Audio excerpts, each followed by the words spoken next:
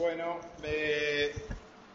digamos, los minutos de cortesía ya los cumplí, así que aunque no están todas las regionales conectadas, voy a comenzar. La clase se está grabando, la anterior, la del martes, también se grabó por 2 sistemas, así que la van a poder bajar o ver como ustedes están acostumbrados, ¿sí?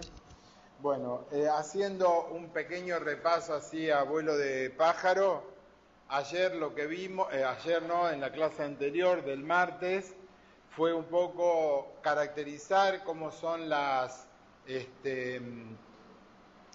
organizaciones, qué características tienen las organizaciones tradicionales, y luego vimos la estructura que en las universidades pueden tener como organización, entendiendo que en la universidad se combinan 2 aspectos de la gestión, que son la gestión administrativa y la gestión académica.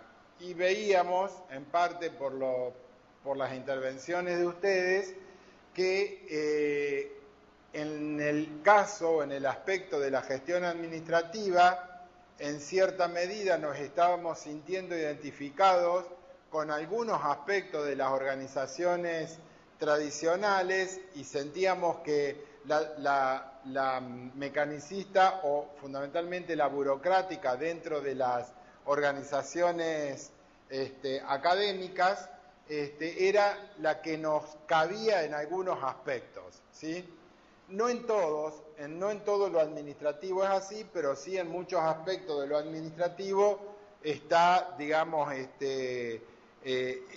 presente esa organización, digamos, de la división del trabajo, que cada uno llega hasta un determinado punto, o tenemos demasiada normativa y por lo tanto estamos bastante embretados en determinados procesos, ¿sí? Algunos, esta burocracia ayudaba, por ejemplo, a la transparencia de las organizaciones, normativa nacional que viene intentando desde hace muchos años en que las organizaciones muestren o puedan mostrar libremente su información, sus números, sus datos, y que no haya dudas de cómo se hace el trabajo en cada una de ellas.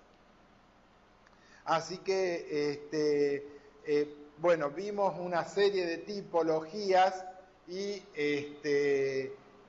también vimos que de todas esas tipologías siempre hay más de una que está presente en algún aspecto de nuestras universidades y en particular de nuestra Universidad Tecnológica Nacional, que tiene también varios aspectos.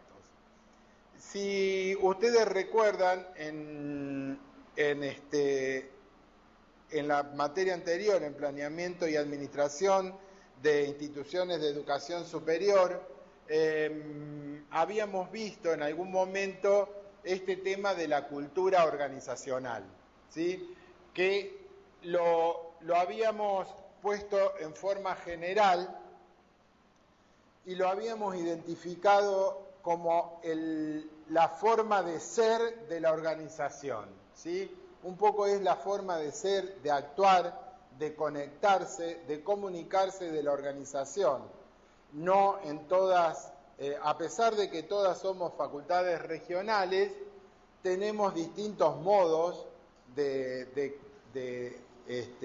comunicarnos y muchas veces de hacer la misma cosa, ¿sí? Y esto está un poco implícito por esta cuestión de la cultura organizacional, que son las características, digamos, que los individuos le damos a las empresas, ¿sí?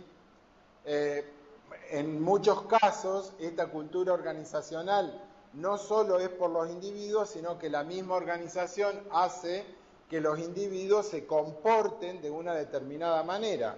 Una vez que ingresan, digamos, en un medio, en una empresa, en una organización, la actitud inicial es de mirar, aprender de la organización.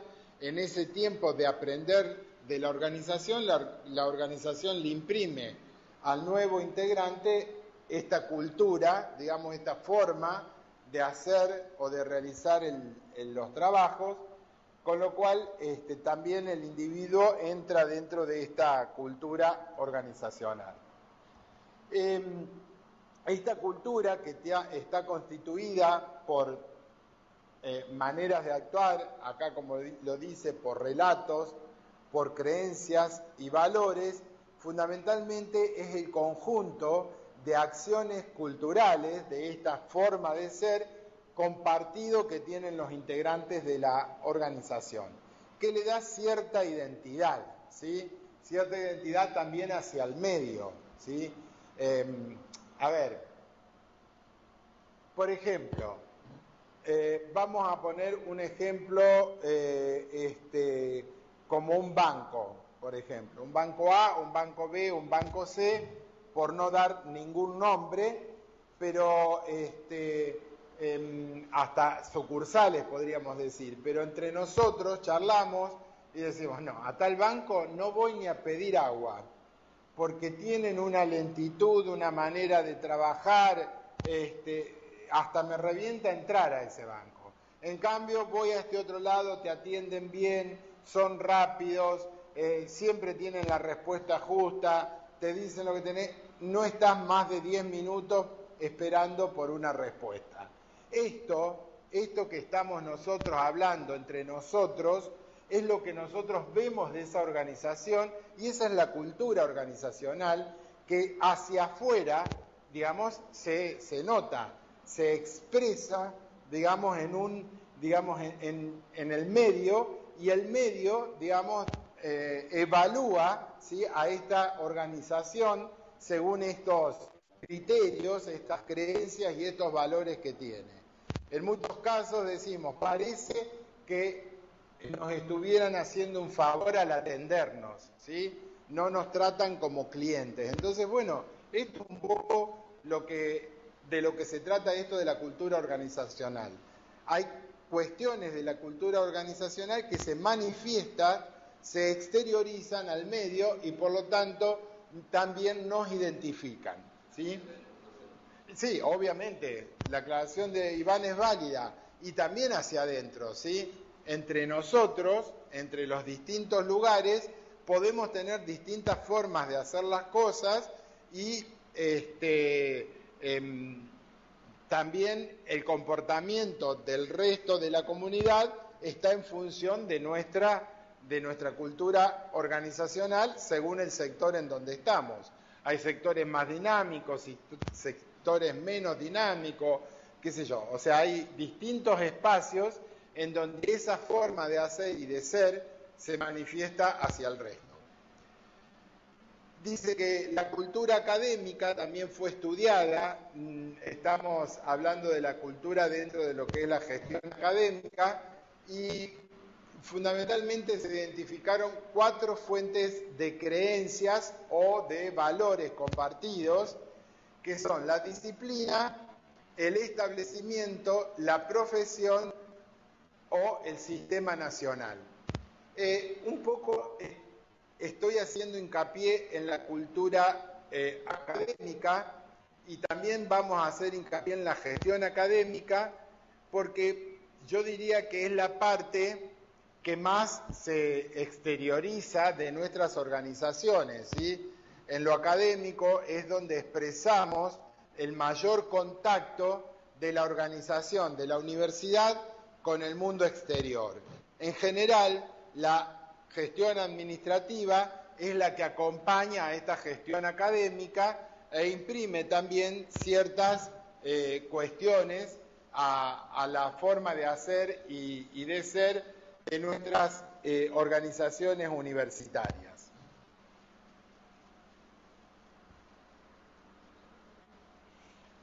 En cuanto a la cultura de la disciplina, se basa, digamos, en sistemas académicos que operan con sus propios procedimientos, que son modelados a lo largo del esfuerzo de varias generaciones. O sea, la cultura de la disciplina es, digamos, por ejemplo, el hecho de los sistemas la informática, digamos, sistematización de distintos procedimientos ha venido a transformar nuestras organizaciones y en muchos casos, digamos, se ha logrado un trabajo disciplinario que en determinados sectores ha, digamos, organizado el trabajo general. Digamos, todo se manifiesta, todo el trabajo, ya sea que va a un sistema, a una computadora o no, es organizado y sistémico, ¿sí? Entonces, ciertas actividades intelectuales específicas, cada disciplina tiene un conocimiento y pautas de comportamiento que le son clave para tanto el reclutamiento de nuevos miembros como para el trabajo de toda la organización. Un poco esto de que por ahí, digamos, zapatero a tu zapato, ¿sí? Y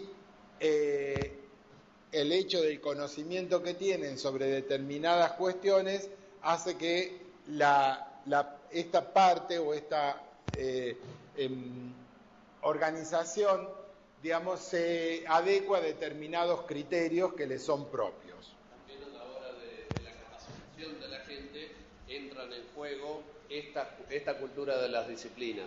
O sea, no solo a la hora de hacer el reclutamiento de la gente, sino a la hora de una vez que fue reclutada una persona, un docente, alguien para hacer algún tipo de trabajo administrativo, al momento de capacitar a esa persona, estas culturas de las disciplinas se manifiestan a través de cómo se le enseña a realizar determinados procedimientos, cómo dar clases, cómo hacer determinado proceso en una actividad, por ejemplo, de alumnado. También se manifiestan estas culturas de las disciplinas.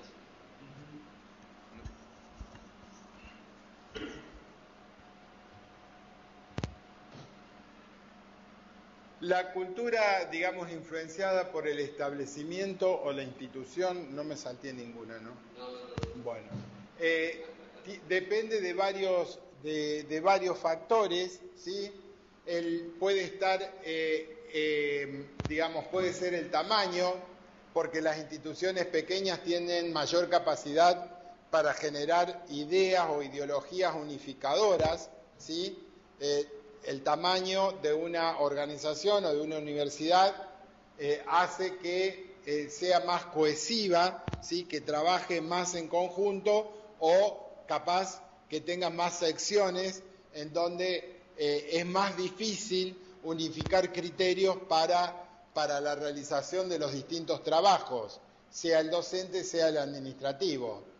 El grado de integración organizacional, que también depende del tamaño, pero esto, digamos, hace que si tengo más cantidad de sectores o de unidades que son independientes en vez de interdependientes, ¿sí? Voy a tener sectores más autónomos y más difíciles de controlar, por decirlo de alguna manera, o hace más difícil que se adopten criterios comunes de trabajo en toda la organización. Otra cuestión también es la edad de la organización, ¿sí? La edad en cuanto a tradición, historia, no estoy hablando de vejez, juventud, sino edad aquilatada en años de trabajo y de forma de trabajar. Las luchas por las que ha atravesado, o sea, es claro, por ejemplo, nuestra tecnológica, en este caso está atravesada por una historia y un trabajo a través de esa historia, no solo desde el punto de vista laboral específico, sino también desde el punto de vista político, que hace que tenga determinadas características que le son muy propias, ¿sí? Y por lo tanto, por ejemplo, esta organización federal que tiene una universidad distribuida en casi todo el país, obviamente, digamos que tiene que ver con una cultura organizacional muy, muy fuerte, ¿sí? Y otro, también todos estos aspectos, digamos, en tanto y en cuanto la edad sea tradición y todo el trabajo que haya tenido para lograr establecerse como organización, obviamente son fuentes de valores que imprimen una forma de ser en la sociedad, ¿sí?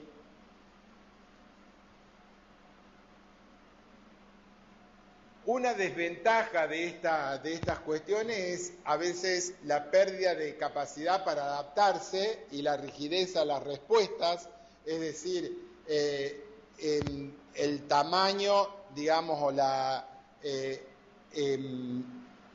o la capacidad a veces de, si yo tengo una historia tan fuerte, digamos, hay veces que las organizaciones más tradicionales, con mayor cantidad de años de trabajo, tienen una mayor,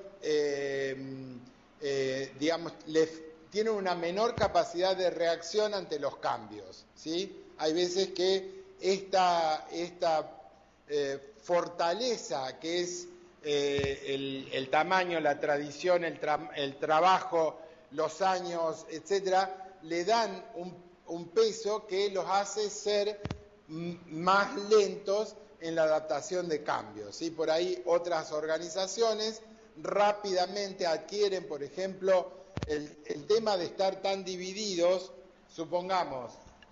supongan un proyecto que tenga que ver con algo nacional, que es para todas las universidades, pero en la tecnológica, para alcanzar a presentarse en un determinado proyecto, tengo que reunir la capacidad científico-tecnológica de 2 o 3 regionales.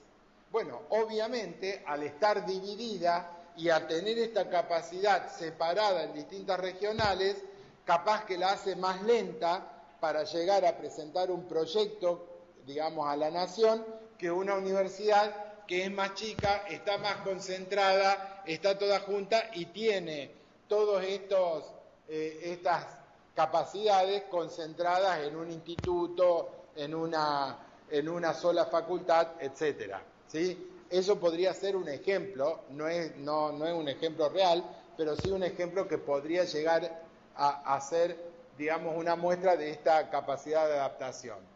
Lo que sí, por ejemplo, tiene también es una ventaja, que es tener un perfil diferencial, ¿sí? Por ejemplo, esto de tener mejores condiciones, ser individualizada por potenciales estudiantes o beneficiarios, el hecho, por ejemplo, la misma tecnológica, al estar distribuida y al tener digamos, planes equivalentes de una misma carrera en distintas sedes regionales, hace que un alumno tenga una gran movilidad interna que hoy por hoy las universidades nacionales no lo tienen. Digamos, si hay un estudiante de Ingeniería Química de la Universidad Nacional del Litoral que se quiere ir a estudiar Ingeniería Química en la Universidad Nacional del Sur, ¿sí?, no va a tener la misma flexibilidad y facilidad que un alumno de Ingeniería Química de la Facultad Regional Rosario se vaya a la Facultad Regional Bahía Blanca a la misma carrera, ¿sí?, incluso a distintas carreras. O sea, en este caso hay una gran ventaja respecto a la movilidad estudiantil interna, que lo puede llegar, digamos, a aceptar en cualquiera de sus regionales. Otra de las ventajas de, por ejemplo, la tecnológica, de la tradición que tiene la tecnológica, por seguir con el ejemplo que dio Carlos, es cómo ven los futuros estudiantes a la tecnológica a la hora de elegir una universidad. La tradición que tiene la tecnológica, por ejemplo, en el área de las ingenierías, es muy fuerte. Cuando alguien habla de la tecnológica, enseguida le identifica con el tema de las ingenierías. Entonces, un futuro alumno, alguien que esté buscando una carrera para hacer, si está relacionada con las ingenierías, probablemente el primer lugar que vea, al que trate de llegar, es la tecnológica. Esta sí es una ventaja y está relacionada con las condiciones para ser individualizada por su tradición, que a la vez es una desventaja esto. ¿Por qué? Porque si yo tengo una tradición muy fuerte en las ingenierías, si la tecnológica, por ejemplo, quisiese dar una carrera de economía o de ciencias sociales, le costaría bastante que los alumnos la identifiquen como una buena carrera para hacer, porque la tecnológica tiene una tradición distinta. Entonces, por más que la carrera y los docentes sean muy buenos, esta tradición es un peso en contra para hacer cambios a la hora de hacer nuevas cosas. Esto también es una ventaja y una desventaja, el tema de la tradición, el tema de la cultura organizacional. Sí, estaba pensando mientras Iván hablaba, por ejemplo, otra cuestión, supongan, identificada en una regional donde existen otras universidades. Hoy por hoy creo que no hay regional que esté muy aislada, porque, no sé, acá en Santa Fe, la tecnológica que estaba bastante aislada en Reconquista, hoy por hoy Reconquista está rodeada de universidades privadas que cruzan ahí el río, y está Corrientes, y está Santiago del Estero, y están hasta las privadas, digamos, cercanas, digamos, ¿no? Hay una realidad compleja, digamos, también en ese sentido, que yo diría que hace... que ha creado competencias, hasta competencia de competir, ¿no? De competencias de habilidades entre las mismas universidades. Por ejemplo, si en una universidad, si en un sector, en una región, se identifica un nicho de conocimiento en el cual hay una vacancia, es decir, falta conocimiento, falta dar conocimiento en un determinado sector, es muy probable que una universidad chica y que esté toda en la región cercana pueda responder más rápidamente que la tecnológica, que para aprobar una nueva carrera tiene que ir hasta el superior. En el superior intervienen un montón de regionales hasta que todas las regionales aprueban esa carrera, porque esa carrera va a pasar a ser una carrera común de la tecnológica y cualquier regional la va a poder adoptar, pero todo eso tiene a lo mejor un camino administrativo académico, que es mucho más lento que en otra universidad. Entonces vamos viendo que esto de la cultura organizacional va teniendo pros y contras, digamos, en distintos sentidos, ¿sí?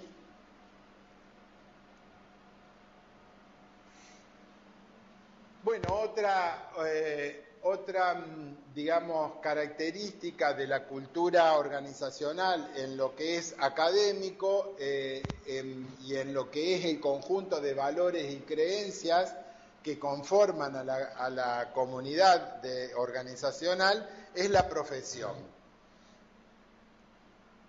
Es decir, conforman la comunidad científica, es decir, los que conforman la comunidad científica tienen, digamos, una cultura, una forma, un conjunto de valores bastante particulares, y a veces influyen en toda la organización.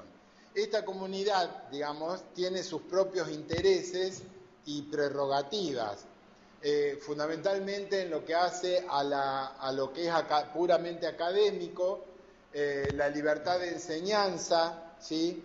La libertad de investigación, la participación en el gobierno colegiado de la respectiva institución o unidad académica. Entonces, cada tipo tiene sus propios valores y creencias, como yo les decía, y van conformando, digamos, la comunidad con su cultura, pero también influenciándola en gran medida, ¿sí?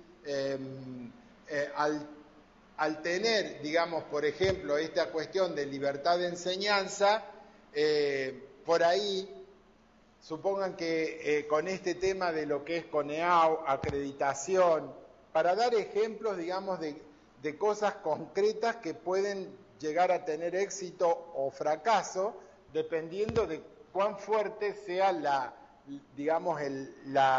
cultura organizacional y el rechazo que esto pueda tener. Por ejemplo, supongan que el tema de lo que es calidad académica, ¿sí? Ejercida hoy digamos, como control desde la CONEAU en todos los indicadores que solicita cuando hay una acreditación.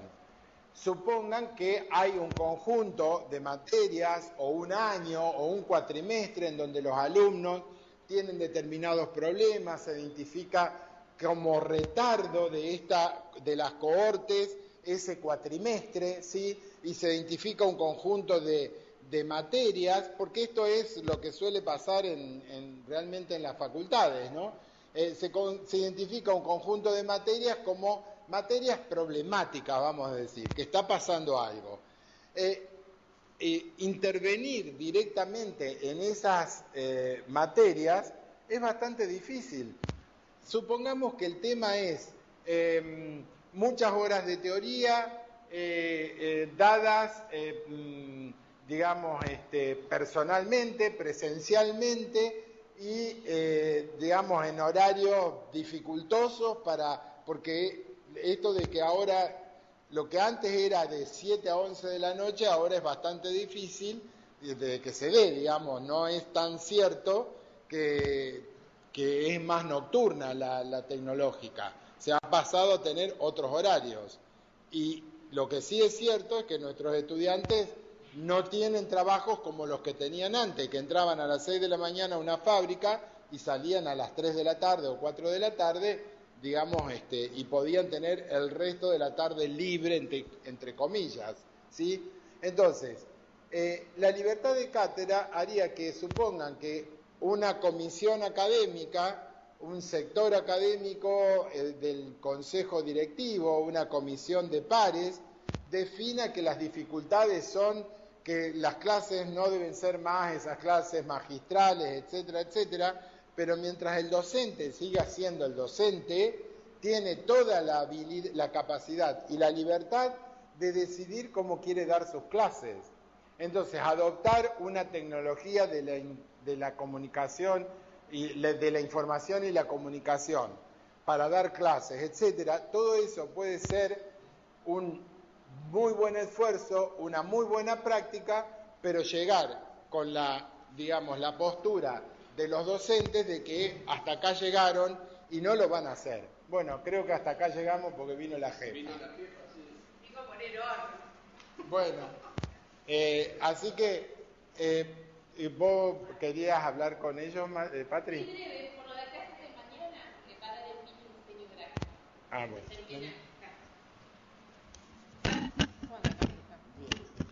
Hola, ¿cómo les va? Escuchen, la clase de mañana la da Carlos, van a empezar con diseño gráfico y dan los 4 viernes consecutivos de diseño gráfico y ya terminan con esa materia, ¿saben? Así que era eso nada más lo que le quería informar. Si alguno tiene alguna consulta. Y después, no hay ningún otro cambio. Lo que pasa es que como corrí, diré que iba a empezar la semana pasada, corrí todo por bueno.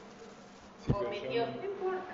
Patricia Dale. de San Francisco. Hola. Yo ya le entré al CISACAT y faltan notas. Me faltan notas de álgebra, de inglés. No sé si ya lo dijiste y no lo escuché. Pero no las tengo esas notas. De inglés, sé que Mirta no terminó de corregir. Vi que llegó hasta la mitad de las correcciones. Eso sí queda pendiente. Y esas calificaciones, como diseño gráfico de atención al público, no se les vuelca hasta el 3er nivel, que es taller de comunicación laboral. Y de matemática, Marcela, ¿cuándo entregaste vos? ¿En el CISACAT? Ya estarían todas cargadas. Nosotros no, yo lo entregué bien a tiempo. La primera vez que había que entregar, lo entregamos en grupo nosotros. Y yo Pero no vos tengo la nota. ¿estamos hablando del CISACAT o estamos hablando del campus virtual? El campus virtual tengo todas las notas menos el trabajo integrador número 2, el último. Y el CISACAT tampoco tengo las notas. ¿Cómo es tu apellido? Navarro María Angélica. Bueno, ya bajo y le digo a Paula que busque y te comento qué pasó, ¿querés? Dale, porque ayer recién ingresé. Dale. ¿Alguna otra consulta, chicos? Entonces, agente, mañana no van a tener con Carlos, empiezan diseño gráfico, ¿sí?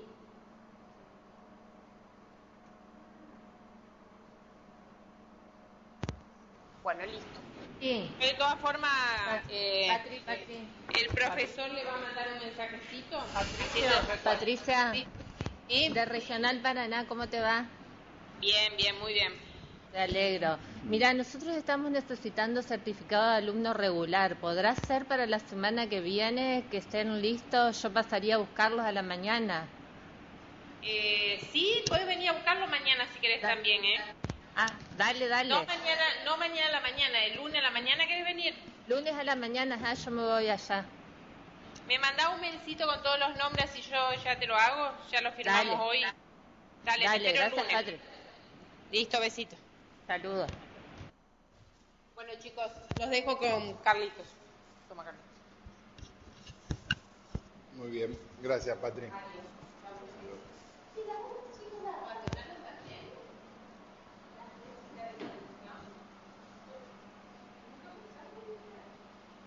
¿Quién es?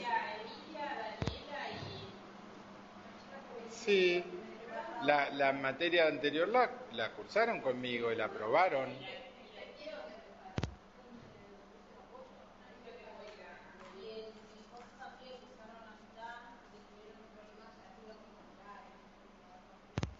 Bueno. No, nos estaba preguntando la Patri cuestiones de la facultad, de cursado. Bueno, la cultura organizacional, la cultura académica, como estamos viéndola, tiene una fortaleza que puede ser variable en los distintos sistemas nacionales o en las distintas organizaciones, en función de la antigüedad del sistema y de su historia, ¿sí?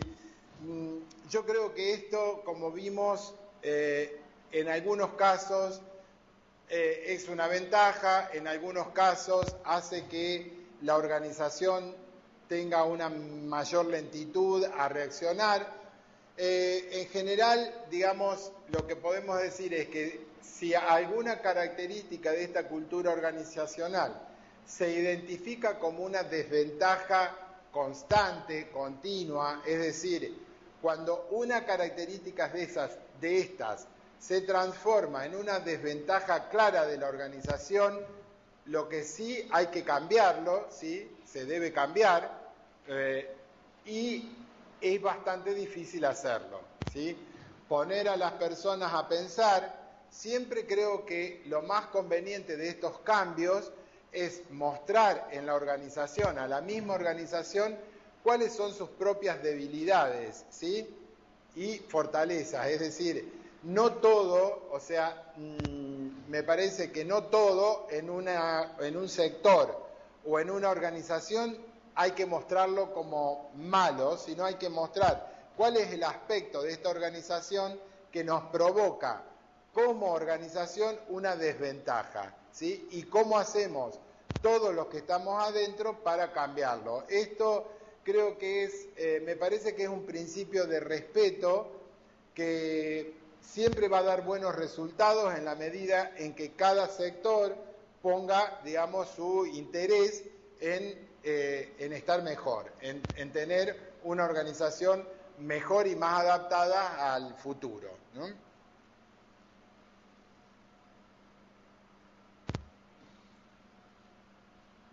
Obviamente la otra característica de la cultura organizacional en el aspecto académico es el Sistema Nacional de Educación Superior en su conjunto, y esto lo podemos ver cuando hacemos una mirada comparada entre los distintos países, ¿sí? Vemos que hay países que tienen una organización muy diferente a nuestras universidades, tienen otros ritmos, tienen otro tipo de educación, etcétera. También depende mucho, obviamente que esta cultura organizacional no es sola, no es aislada, no se crea de la nada. Hay un contexto, un medio ambiente, un país, un sector, una región, una provincia que le da características particulares. ¿Sí? Uy, ¿qué hice? Sí. Entonces, obviamente que el sistema nacional, con su normativa, su forma de trabajo, hoy por hoy, digamos, nuestras universidades como universidades nacionales, este sistema nacional imprime un montón de características, ¿sí? El hecho de poder de tener que acreditar las carreras, cosa que hasta hace 10, 15 años no nos pasaba, ¿sí? Entonces, el que vengan pares a evaluar nuestras carreras, a decirnos si estamos bien, si estamos mal, con un valor, digamos, podríamos decir que hay un valor relativo de todo esto, en el sentido de que depende también de la subjetividad del grupo de pares, obviamente, en cada evaluación, obviamente. Creo que el sistema nacional está aprendiendo en cada evaluación, digamos, en cada paso. Hasta hace unos años iban montones de papeles al ministerio y uno dudaba de que alguien pudiera ponerse a leer todos los papeles de una acreditación. Hoy las nuevas acreditaciones se cargan todas en un sistema que se llama Coneau Global y con una determinada cantidad de caracteres limitados para cada punto, ¿sí? Entonces, entre nosotros el verso ya está limitado a una determinada cuestión, una determinada longitud. Uno tiene que anexar a eso, digamos, los anexos van también en el sistema, pero ya son anexos precisos, convenios, proyectos, etcétera. O sea, no hay una posibilidad de escribir cientos de páginas para cada tema o para cada punto. Entonces, este sistema nacional también va cambiando, porque esta cuestión de los cambios, tanto acá como en el mundo, y que nos imprime también un poco acompañar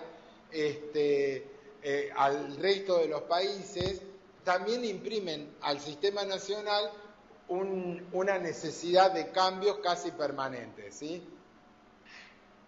Pensemos en la cantidad de redes que se han formado internacionales de acreditación en el Mercosur, digamos, donde hay carreras que acreditan en el Arcosur, que es un método que acredita en el país y acredita afuera. Yo no sé si ustedes vieron, pero fue una noticia, digamos, de las facultades de odontología que acreditaron en forma internacional. Lo digo porque mi hija está estudiando odontología y fue una noticia que llegó a mi casa, pero digamos, no solo tenemos una acreditación interna, sino que también tenemos la posibilidad de una acreditación externa.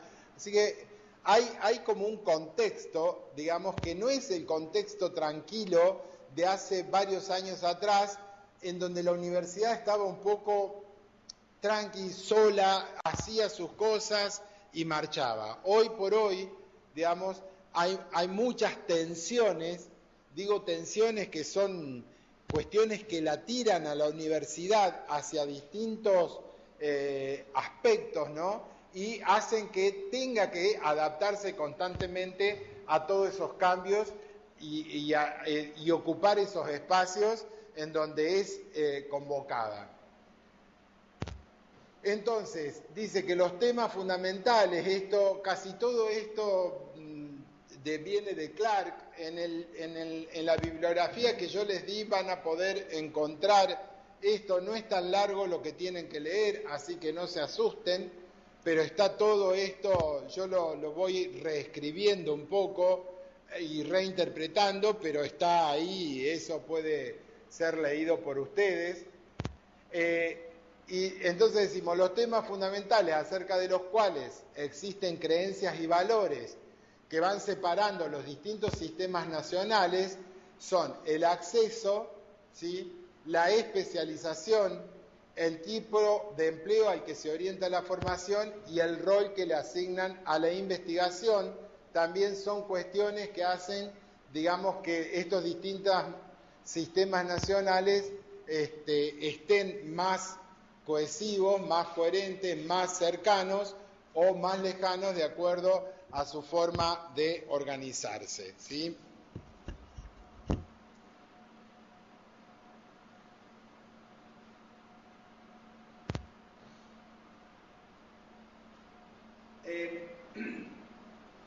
La cultura académica también fue analizada respecto a la forma, digamos, de gobierno, digamos, que puede tener la organización. Desde esta perspectiva, se han distinguido 4 tipos de cultura académica, que son colegiada, directiva, desarrollista y de negociación. Y bueno, hace mucho tiempo atrás, o dentro de mucho tiempo va a ser, en el casi el 20.000. No, hay un error ahí, el 1971 es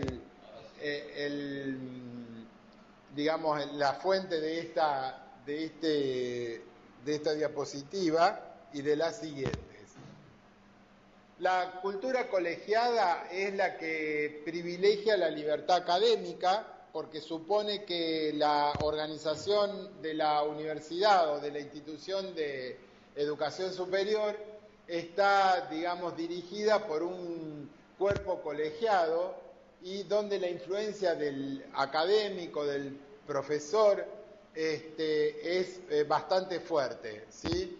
Entonces tiene mucha influencia lo académico sobre la institución, la investigación sobre la docencia, y la selección de las autoridades está en función de antecedentes académicos y no de sus habilidades para ocupar los puestos de gestión, y el juicio de los pares por encima de cualquier otra autoridad.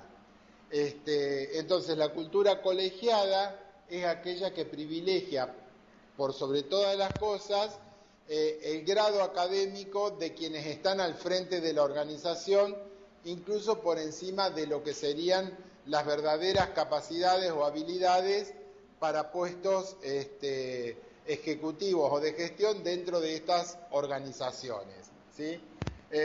Bueno, esto es parte de muchas universidades, ¿sí?, en donde digamos, los puestos los distintos puestos de la gestión de la universidad están ocupados por profesionales, fundamentalmente por profesores. La cultura desarrollista surgió en los años 60 por la falta de organización y coherencia del modelo colegiado, esto de no cualquiera que pueda ser muy inteligente y ser y llevar adelante una gran investigación puede llevar adelante una organización.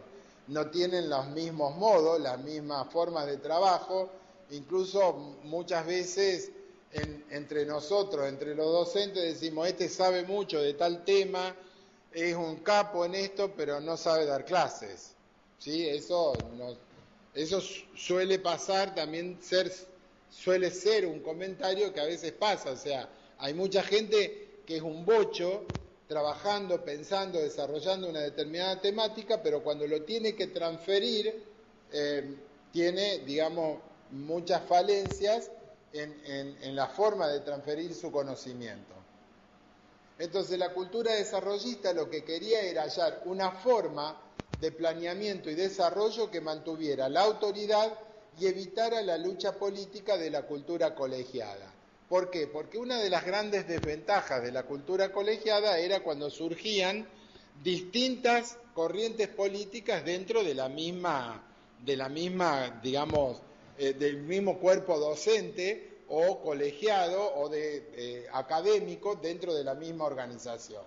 Entonces, eso provocaba bastantes problemas, y la cultura desarrollista lo que trata es de ser un ordenamiento en el planeamiento para mantener la autoridad y evitar estas luchas.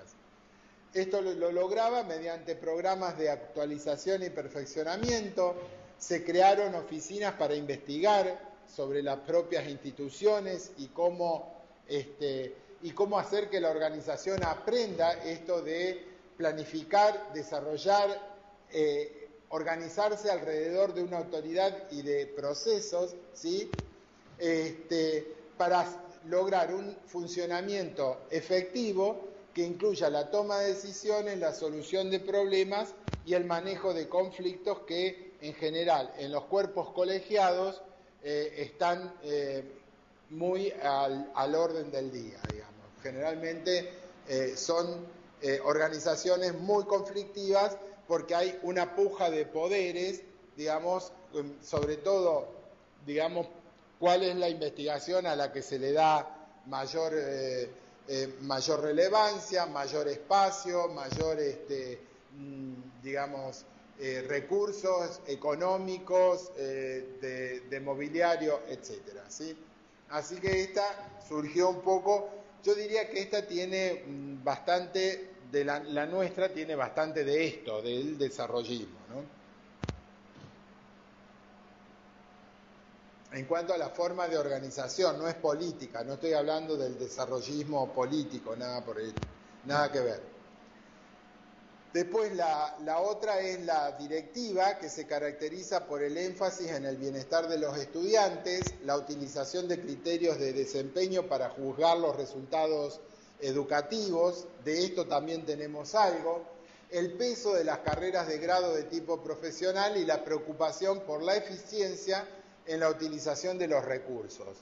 Obedece, por supuesto, a razones ya comunes y conocidas por todos nosotros, como es la escasez de recursos financieros, el deterioro a veces de la imagen de las organizaciones universitarias y fundamentalmente a lo que se refiere a la eficiencia en cuanto a la cantidad de egresados, digamos, el éxito de los egresados, o sea, cómo los egresados son considerados en el medio, etcétera, ¿sí? Esta preocupación, este aspecto también en nuestra organización está, ¿sí? Ya vamos viendo que no podemos encajonar, digamos, dentro de estas formas de cultura académica, digamos, a nuestra universidad. Y la influencia y la de negociación, digamos, la cultura de negociación que surge ante la cultura directiva, ¿sí? Y la burocratización que ello produce en las instituciones, y se manifiesta, por ejemplo, en lo que es la sindicalización de los docentes, la exigencia de convenios colectivos de trabajo, la confrontación laboral y la negociación de los conflictos, ¿sí? Esto obviamente está permanentemente presente en nuestras organizaciones y se trata siempre de, obviamente, de una negociación permanente para poder llevar adelante el trabajo en buenas condiciones, ¿sí? En buenas condiciones tanto para los docentes como para los no docentes. Una de las cosas que identifican normalmente a distintas instituciones de educación superior es la forma en la que negocian precisamente con todos estos estamentos, con los sindicatos, con los convenios, a la hora de negociar, por ejemplo, proyectos con terceros, todo lo que tiene que ver con los proyectos de investigación, cómo se asignan recursos, etcétera, tiene mucho que ver con la cultura de la negociación. Y cada universidad, cada institución implementa todos estos aspectos, estos 4 aspectos de la cultura organizacional de manera distinta.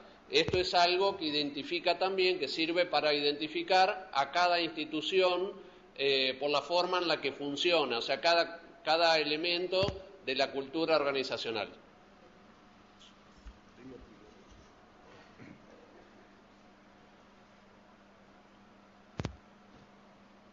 Bueno, estos modelos culturales o fuentes de valores y creencias, ya vimos que no se dan ninguno en forma pura en una organización, sino que siempre hay una combinación de más de uno, de varios de ellos en nuestras organizaciones, pero habría a lo mejor en nuestro caso que identificar cuál es el modelo predominante en nuestro caso, ¿sí?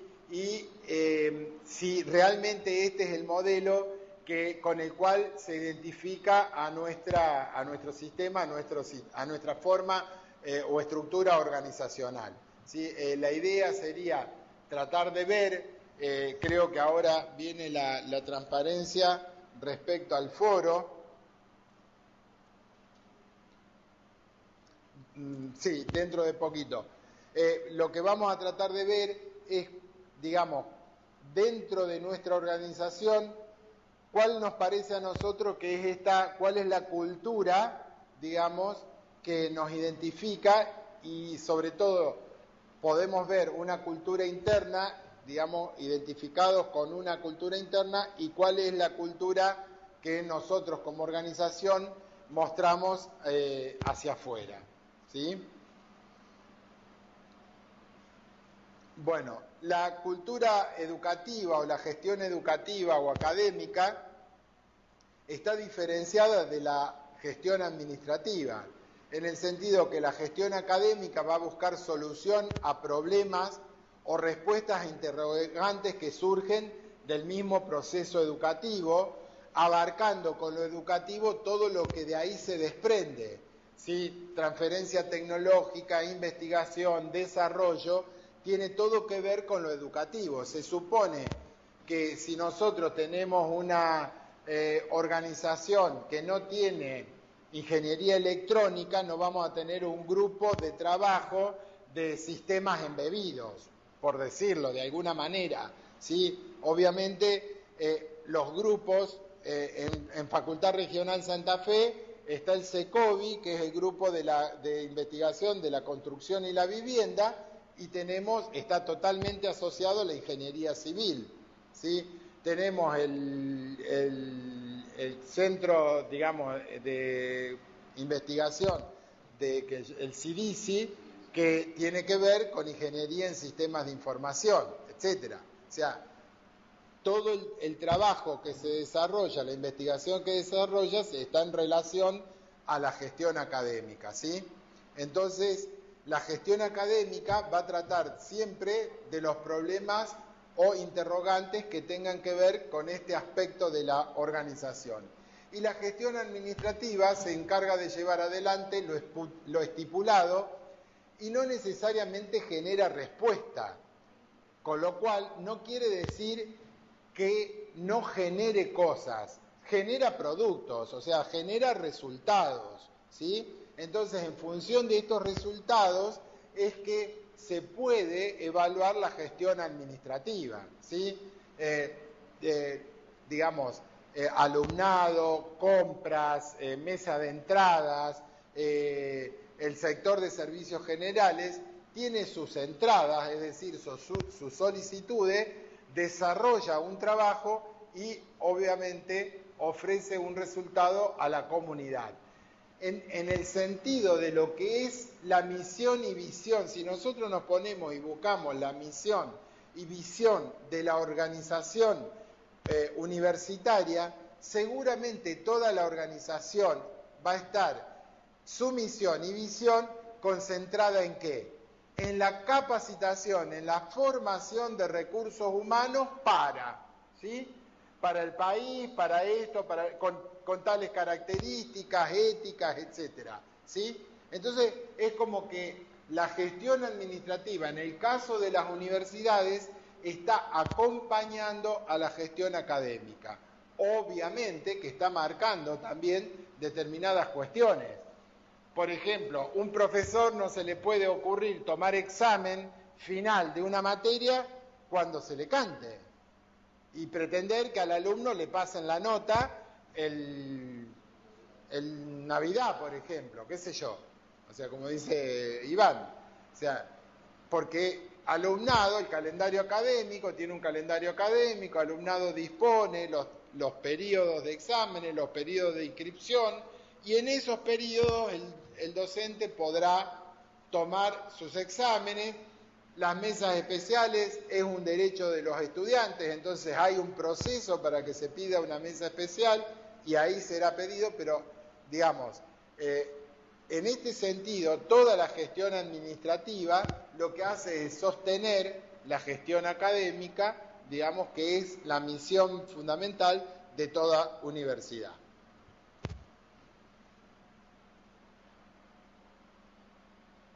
La gestión educativa implica una opción que incluye lo político, lo ético, lo teórico, desde lo cual se construye todo el marco referencial que orienta tanto los sentidos, los haceres y las prácticas universitarias.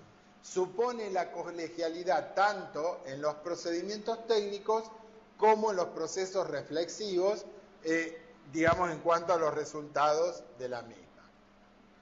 Bueno, les comento cuál es la actividad que ya se pueden encontrar en el campus, ¿sí? La actividad va a ser participar en un foro, ¿sí? Yo les di 2 artículos, les puse 2 artículos allí, ¿sí? Pero recomiendo que el artículo La evaluación de la estructura académica de Daniel Toribio, de 1999, se ha leído hasta la página 18, nada más. Tiene 73 páginas, pido que sea leído hasta la página 18. El que quiera leerlo todo, obviamente lo puede leer todo, ¿sí? El foro que tienen implementado es un foro de pregunta y respuesta, ¿sí? En realidad es 18 del PDF, porque terminan las 17, después arranca otra sección. El PDF bien. Cuenta esto. Bien. O sea, es 18, me aclaran que es 18 del PDF. En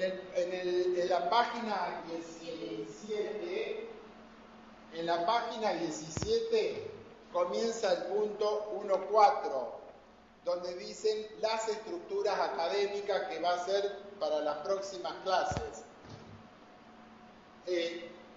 Sería hasta el punto 1.4. Esto lo vamos a escribir en la actividad. Después tienen que participar de un foro de pregunta y respuesta, ¿sí? Al foro están todos obligados a estar en el foro. Yo lo determino, o sea, nadie puede salir del foro, ¿sí? Nadie puede abandonar el foro. ¿Cómo se participa? Nadie va a leer el foro a menos que ingrese al foro y ponga una respuesta. Cuando cada uno pone su respuesta a estas preguntas, va a ver las respuestas de sus compañeros, ¿sí? Esto tiene que ver con un poco de la idea. ¿Cuál es? ¿Tengo que participar del foro después de que salga de esta clase? No, de ninguna manera. Tengo que leer estas páginas, tomar una idea entre lo que yo hablé, lo que ustedes fueron trabajando. ¿Tienen obligación de copiar alguna parte del artículo dentro del foro? No, de ninguna manera. No quiero participaciones copiadas. No me interesa saber que ustedes pueden copiar y pegar en un foro. No es lo que estoy evaluando. Simplemente el foro de pregunta y respuesta es un foro de debate en el cual cada uno resume lo que cree, digamos, entre lo que leyó y lo que escuchó en las 2 clases. ¿De acuerdo? ¿Esto qué va a hacer? Que al yo poder escribir y participar del foro, y luego, una vez que participé, puedo leer a mis compañeros, lo que le pedimos es que cada uno participe en la respuesta de sus compañeros. A ver si se entiende.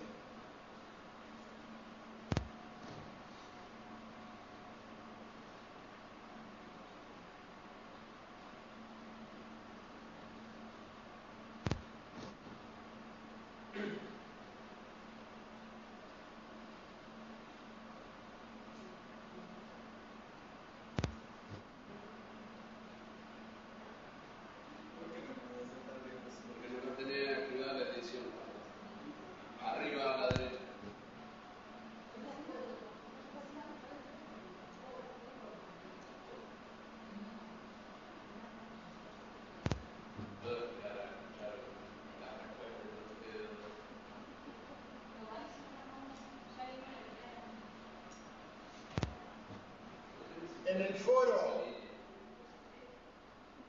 bueno, esto como siempre está horrible.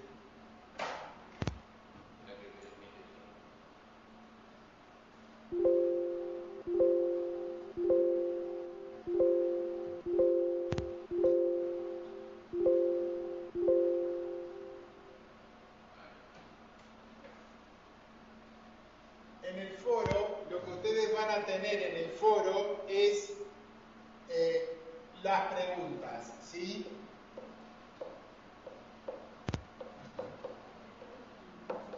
Y por aquí un botón donde lo que implica con ese botón es participar. No me acuerdo cómo dice, a ver si lo puedo mostrar.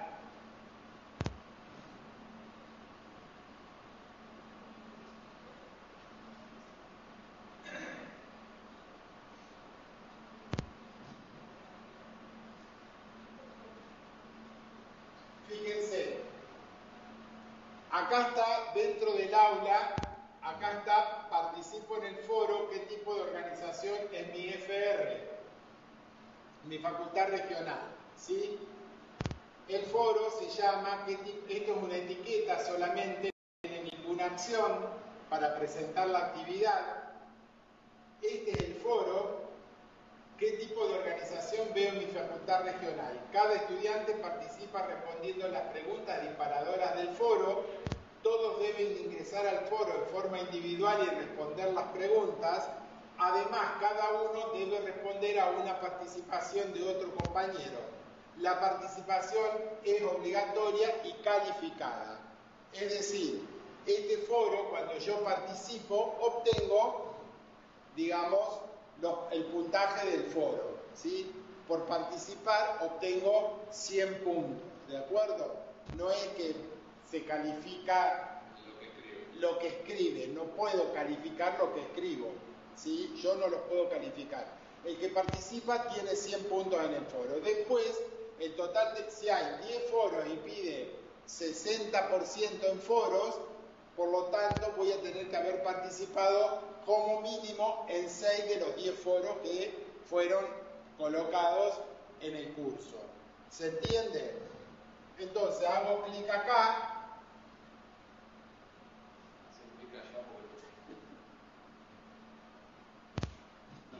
No, porque tengo el lápiz, entonces desactivo.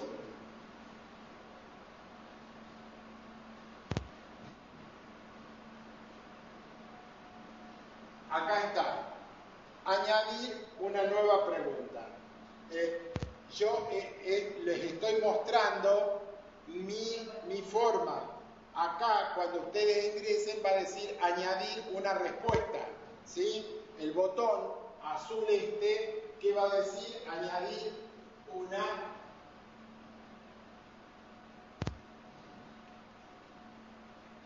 este botón para participar va a decir en azul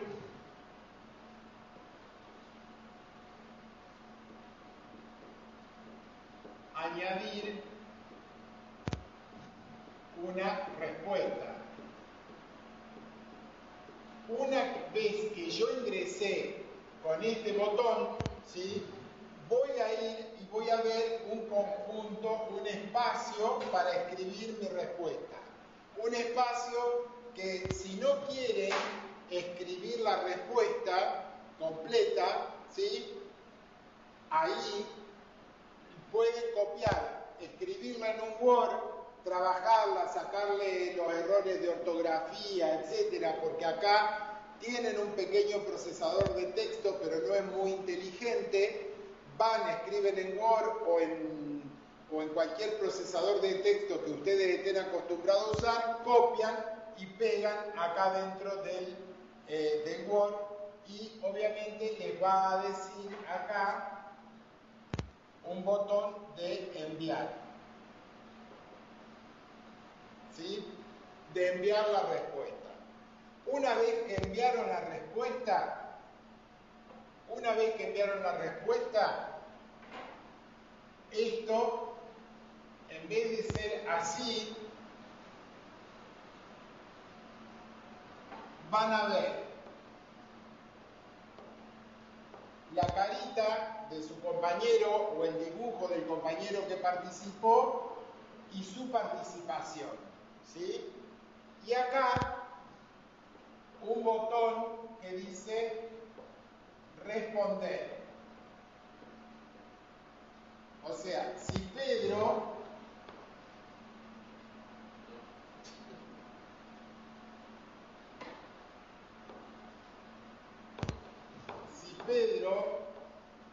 dice ABC, cuando yo pongo en responder, me va a aparecer un cuadro de texto, ¿sí? En el que le digo: Pedro, me encantó tu forma de ver tal cosa, pero no estoy de acuerdo en C. C, no estoy de acuerdo por tal motivo. Listo. Y envío mi participación, ¿sí? Entonces, ustedes van a tener que participar en el foro, ¿sí?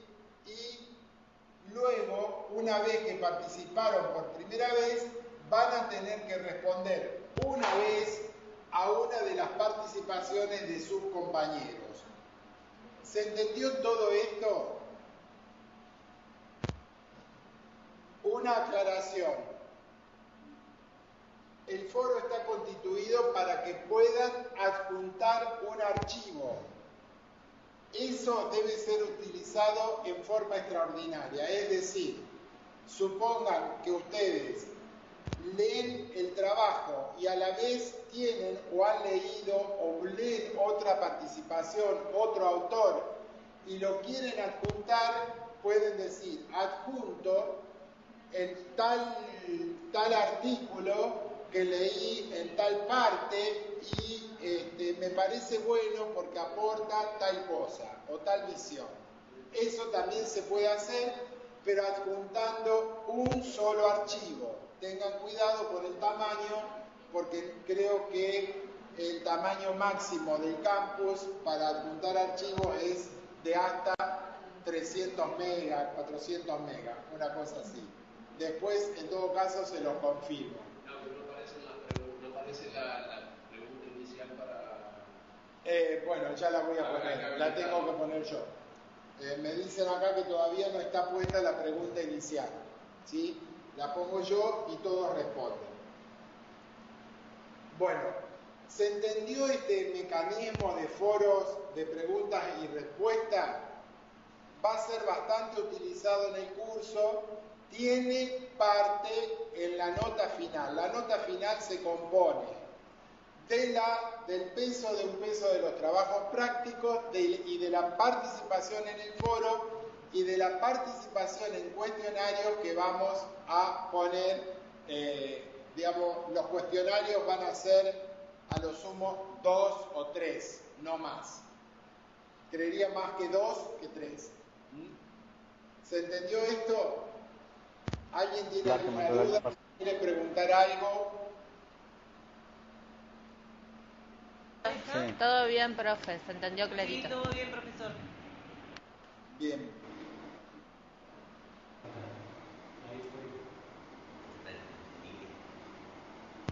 ¿Alguien va a preguntar algo? Sí, profesor, buenas tardes. Buenas tardes, ¿quién me habla? Edgardo de la Regional Resistencia. ¿Dardo? Edgardo.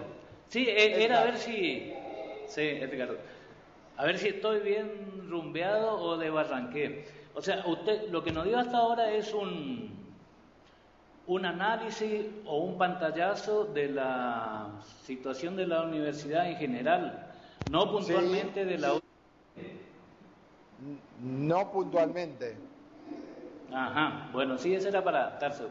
Bueno, después en uno de esos análisis dijo que cuando una estructura es muy grande es una desventaja, pero en ese caso en la UTN, que ahora creo que somos 24 regionales, se convierte en ventaja, porque como su colega decía, el otro profe, si alguien quiere dedicarse a la minería, bueno, busca, pero no va a buscar allá en Buenos Aires, en La Plata, por ahí, que ahí va a salir ingeniero naval, va a buscar en Cuyo, Mendoza, La Rioja, y así, digamos. Y lo mismo estaba pensando con respecto acá a la regional.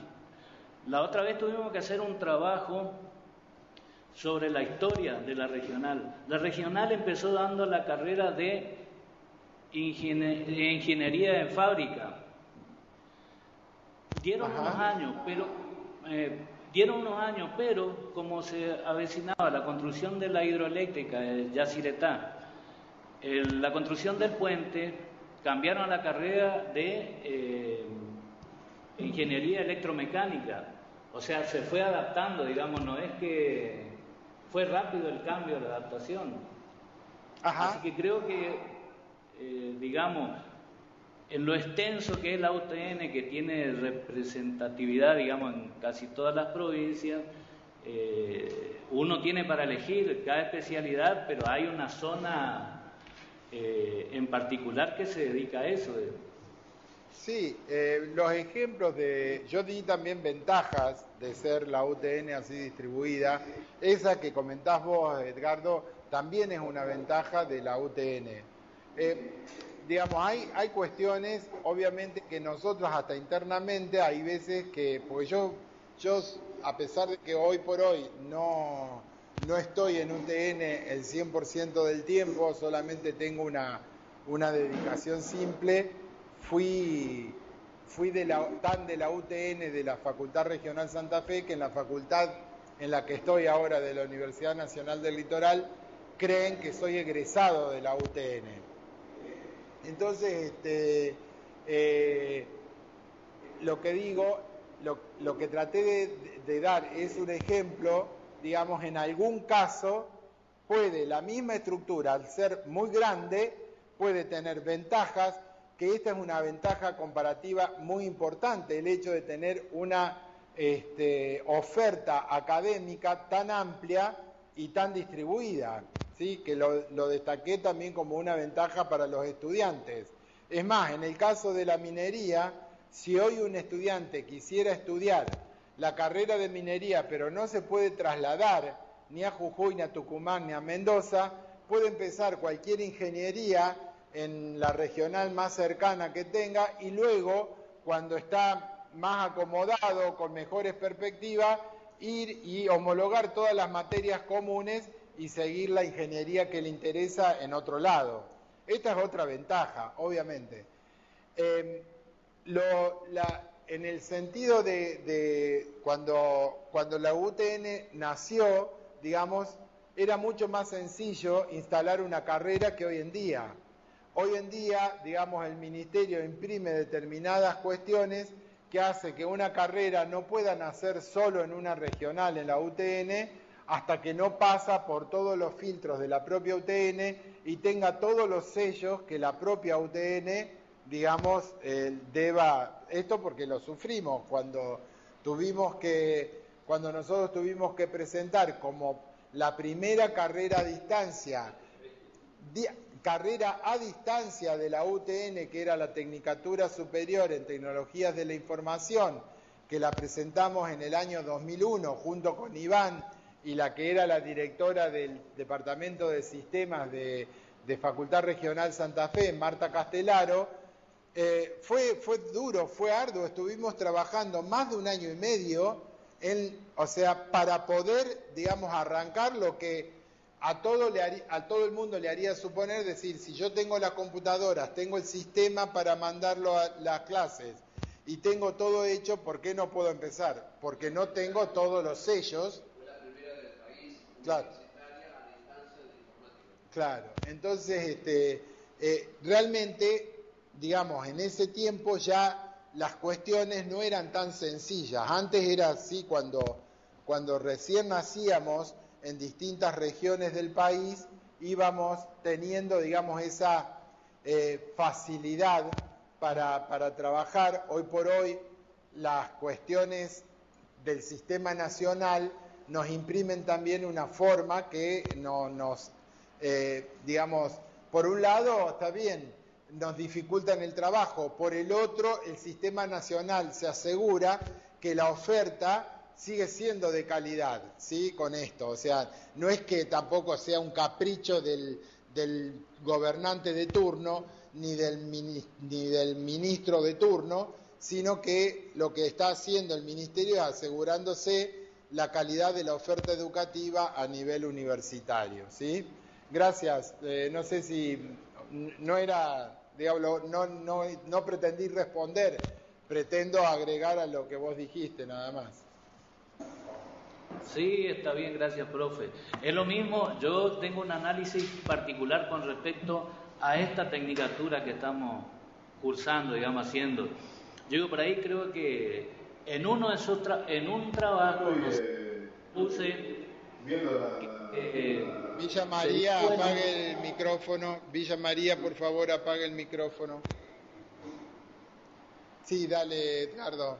Abajo yo había puesto como propuesta que sería bueno que con unas pocas modificaciones esta tecnicatura sea más abierta, porque el nivel que yo vi, o sea, experimenté muy bueno. Yo me estoy capacitando y sé que no estoy perdiendo tiempo sentado acá.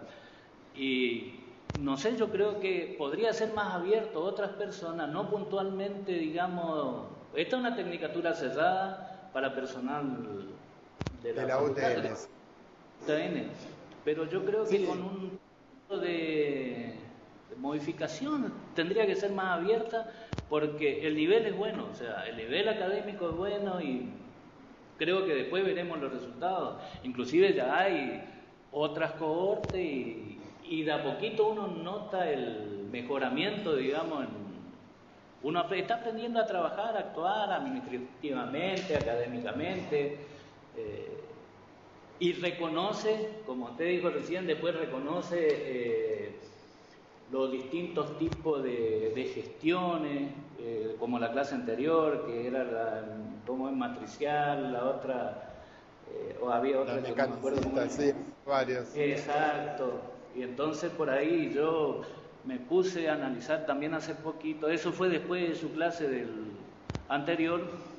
El año pasado tuvimos elecciones de decano y los candidatos, cada uno tenía como una postura diferente. Y ahí digo, bueno, al saber lo que usted dijo, o sea, al comprender lo que usted nos enseñó, dije, bueno, a uno lo enmarqué, este candidato iba a hacer este tipo de gestión, digamos, enmarcado en uno de esos, y este otro iba a ser otro. Los dos eran opuestos, digamos, pero no opuestos en forma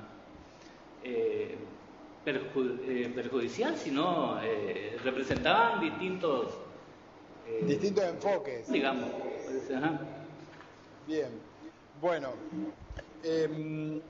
ahora les vamos a presentar brevemente, porque en la próxima clase vamos a alargar el primer trabajo práctico, ¿sí? Va a estar el tema de este trabajo práctico. Vamos a hacer transparencias y las vamos a ver en la próxima clase, pero queremos hacer una pequeña reflexión como para que ya vayan empezando a pensar en sus propios trabajos. Algo que no hice y que le pido a Iván que me haga acordar es que no compartimos las dos planificaciones de la materia. vamos a poner en el primer punto, antes del primer tema, les vamos a poner una carpeta donde van a estar las dos planificaciones, la planificación de gestión académica administrativa y la del taller de gestión. Y van a ver en el taller de gestión tenemos 4 trabajos prácticos que están en la presentación de la materia en estas transparencias y ahí van a poder ver que los 4 trabajos prácticos están relacionados. Sería interesante que todos aquellos que están con intenciones de cursar la materia, digamos, al día, empiecen a ir pensando cómo van a ir desarrollando esto de, digamos, lo que puse en el primer trabajo práctico lo voy a rescatar en el segundo, lo del segundo en el tercero y lo del tercero en el trabajo práctico final, que integra un poco todo lo que queremos desarrollar, ¿sí? Así que ahora Iván les explica un poquito los temas que vamos a tener que ir pensando. Bien, bueno, la parte de taller de gestión, la materia de taller de gestión, como dijo Carlos, va a ser una materia con un enfoque netamente práctico.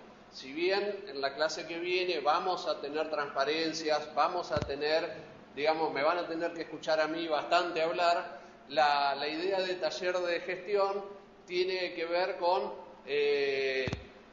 un enfoque netamente práctico.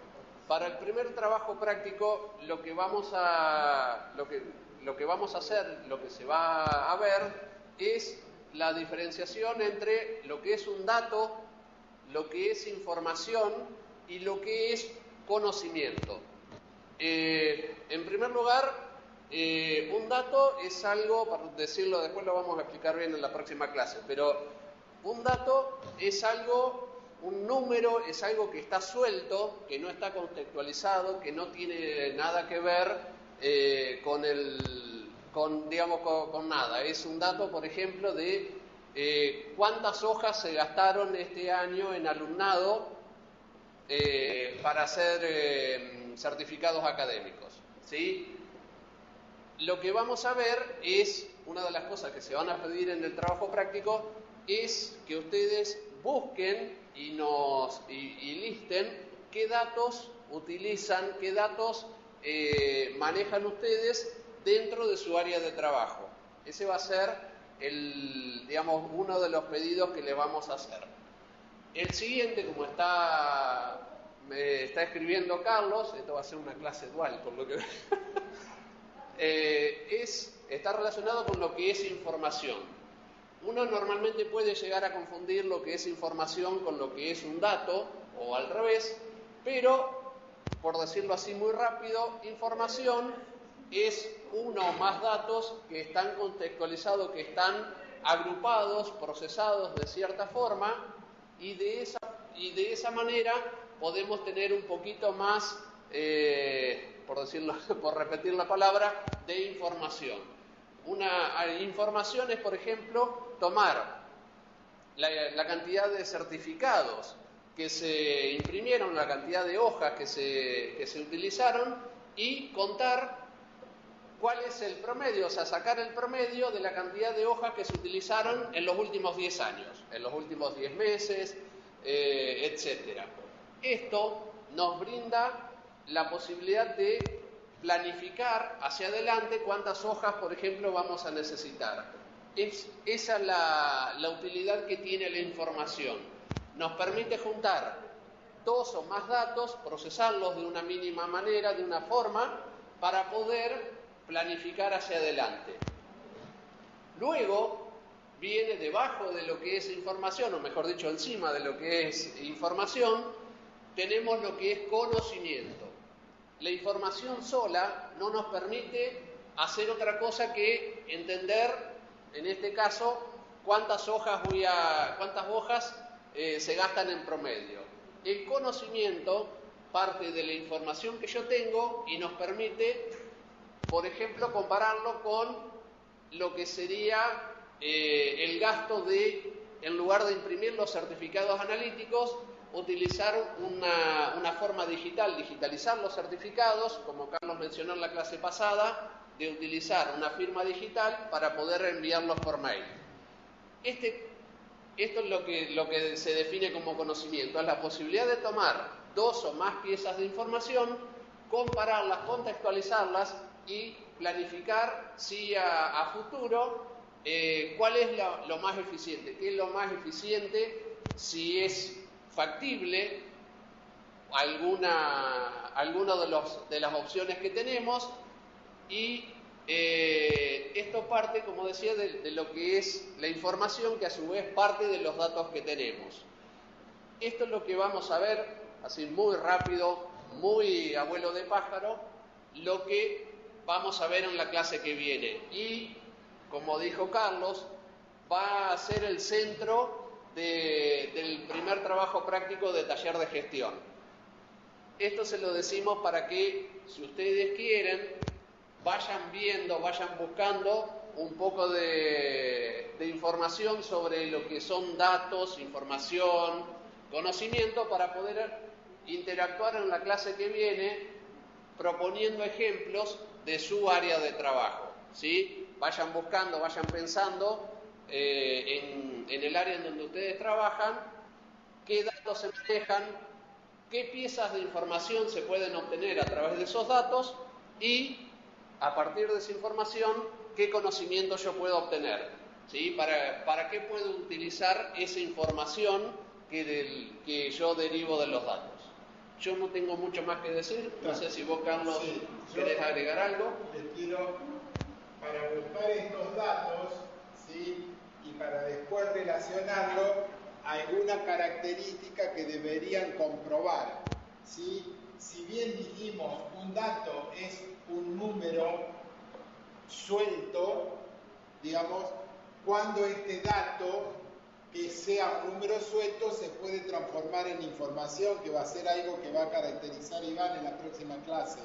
Pero para que ya lo vayan pensando, este número suelto tiene que tener una frecuencia. ¿Qué quiere decir esto? Una frecuencia, es decir, que no solo aparezca, digamos, supónganse, hoy apareció en alumnado un alumno pidiendo un certificado de alumno regular de, qué sé yo, del 2015, ¿sí? Como algo ilógico, ¿sí? Entonces, este dato que uno puede ser llamativo, o por ejemplo, nos pasó allá que un alumno fue a pedir que lo inscribiéramos en las materias de la carrera, de una de las carreras que tenemos, lo entramos a buscar y el chico nunca se había inscrito a una carrera, digamos, ¿no? Bueno, o sea, no tiene que ser un dato no frecuente, sino tiene que ser un dato que aparece regularmente. Por ejemplo, el caso del número de hojas utilizadas, yo puedo ponerlo por semana, por mes, porque el dato del número de hojas para certificado aparece todos los días, ¿sí? Cantidad de solicitudes de título aparecen cada tanto tiempo, ¿sí? Pedidos de compra aparecen, qué sé yo, tantos por mes, ¿está? Bueno, o sea, el dato tiene que tener una frecuencia que luego nos permita esto que yo puse acá en signo de pregunta. Cuando un dato se transforma en información, esto es algo que tenemos que aprender también dentro de este trabajo práctico. Cuando un dato en mi organización se transforma en información para que luego yo la pueda tomar como conocimiento ganado sobre el trabajo que estoy haciendo, ¿sí? Cuando yo puedo pensar, este dato me está contando, me está diciendo, me está hablando algo de lo que pasa en mi organización, cuando lo relaciono con el tiempo, con otros datos, con la cantidad de alumnos, etcétera, lo transformo en información. Esta información ya me está diciendo mucho más que solo el dato, ¿sí? me está diciendo que necesito hacer compras de papel en tanto tiempo, que el gasto de papel supone tanto del presupuesto que tiene alumnado para trabajar todo el año, que una vez que yo conozco que ese certificado puede ser trabajado en forma digital, tengo un conocimiento. Tengo un conocimiento porque el dato que me apareció suelto allá arriba, lo fui relacionando, lo fui trabajando y puedo hacer que este conocimiento vaya ¿a dónde? A mi organización, ¿sí? De esto se trata el primer trabajo práctico. Un trabajo práctico que parece tan simple, ¿sí? tan simple como ver un dato, ver varios datos, elijan varios, vamos a ver con cuáles nos quedamos y con cuáles trabajamos. Fíjense el proceso que puede seguir en mi cabeza hasta que impacta en la organización. ¿Se entendió?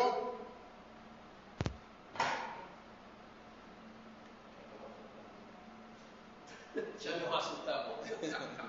¿Se entendió bien? ¿Se entiende hacia dónde apuntamos? Sí, perfecto. ¿Será entonces hasta la próxima clase, el martes que viene?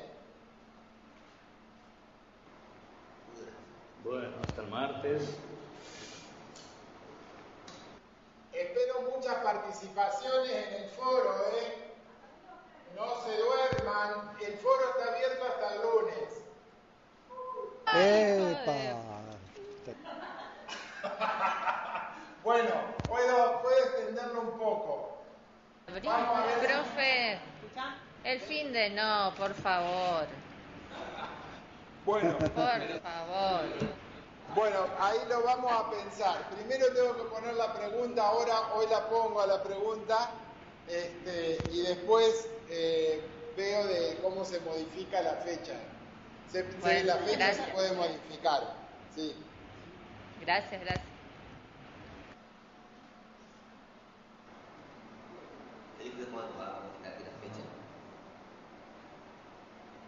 ¿Qué pasó?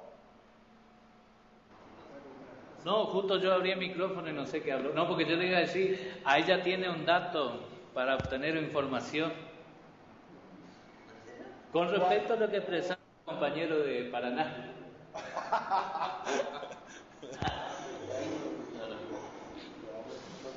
Bueno, hasta el martes, profe. Hasta el martes, que tengan buen fin de semana.